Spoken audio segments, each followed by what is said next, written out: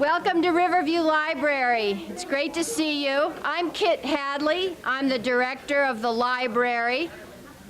And here in St. Paul, we like to put kids and their families in the center of the circle, and then all the rest of us work together to do the best we can by our kids. Nobody works better together than this particular mayor and this particular superintendent. So I'd like to introduce the mayor of St. Paul, the Honorable Chris Coleman, and the superintendent of the St. Paul Public Schools, Valeria Silva. Thank you. So you just heard from the director of the library. So she is the person that runs all the libraries in the city. So this library here that you're in, or if you go downtown to the big library, has anybody ever been to that big library downtown? Or other libraries, or Rondo Library over on University Avenue. We have libraries all over the city of St. Paul, and all of our libraries have great places for kids to come and to read. Some have homework helpers. Who's ever come over here and actually gotten help with their homework? Anybody? That's one of the things that during the school year you can do.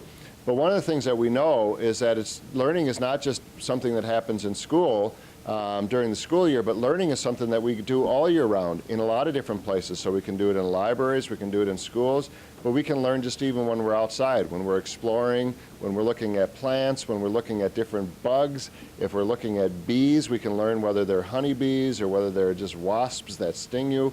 There's all kinds of learning that we can do. But it's really hard to learn on an empty stomach, isn't it? When you're hungry and you're kind of going, oh boy, I don't know, I can't read this book because I'm just so hungry. Who's hungry right now? I'm starving, I'm hungry, and so I'm ready to eat. And that's one of the great things that we do during the summer is that we provide meals for kids under 18 years of age, and they can come in, they can get something to eat at lunch. We have a great partner with Second Harvest that is really helping us in this program. But if we fill up our minds, then we can start filling up our heads. And then after our heads are filled up and our stomachs are filled up, then we can get some exercise, right? Because it's really also very important that we have healthy bodies in order for us to learn. There's a lot of evidence, a lot of research that says if you're physically fit, if you're out running, playing urban tennis maybe, whatever it might be swimming out at one of our pools, but whatever it is, just keep active. So we have a 5, 4, 3, 2, 1 countdown. We want you to be active 5 days a week. We want you to visit 4 new places. We want you to have 3 healthy vegetables and fruits in your meals during the course of the day. We want you to do 2 projects during the course of the summer. And once a day, we want you to spend time with a book, and that's really important. So 5, 4, 3, 2, 1. So remember those things, but keep busy during the summer, because if you keep busy during the summer, school will be a lot easier next year. Right, Superintendent? Absolutely. All right, so let's turn it over to our Superintendent. I just wanted to know how many of you are going to our schools, St. Paul schools. Can you stand up, guys, boys and girls? Okay, very good. So and how many of you are coming to summer programs? Okay, keep standing up if you're coming. Well, I tell you, good, look at that, I got more. Now you can sit down. You must wonder, guys, why do we want you to come to school during the summer? Isn't that the time to have fun? Well, that's exactly why we want you to come to school, because we know that when you're at school, you can have fun. And in the summer, we even make it even more attractive for all of you, because we have all these different activities. And as the mayor said, we start with breakfast, that's a very important meal, and then we can have lunch.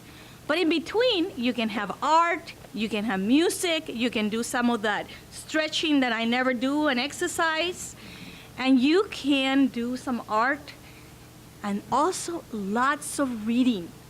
So I'll tell you the story.